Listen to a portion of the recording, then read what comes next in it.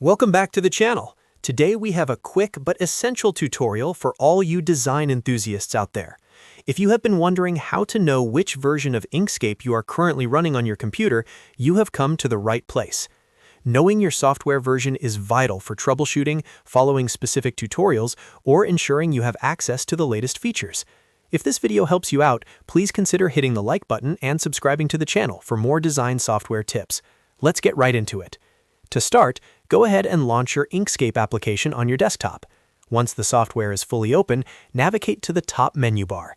You are going to click on the Help menu, and from the drop-down list, select the option labeled About Inkscape. This will immediately trigger a pop-up window to appear on your screen. This window is your central hub for all technical details regarding your installation. At the very top right corner of this window, you will clearly see the main version number displayed, which in this case is version 1.4.3. Now, if you look down towards the bottom right of that same window, you will find a button that contains your specific build ID and the date of your build. For example, you might see something like 1.4.3 followed by a short code and the date, such as December 25th, 2025.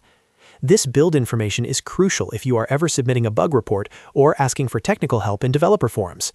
A very handy feature here is the ability to share this data easily. You can simply click directly on that build ID button. When you click it, the software automatically copies the full technical string to your clipboard. From there, you can just paste it directly into a document, an email, or a forum post. Looking at the tabs at the top of this window, you will see sections for authors, translators, and license information. While these are great for acknowledging the hardworking developers and contributors who make Inkscape possible for free, remember that these tabs do not contain your version data. Stick to the main About screen to keep things simple.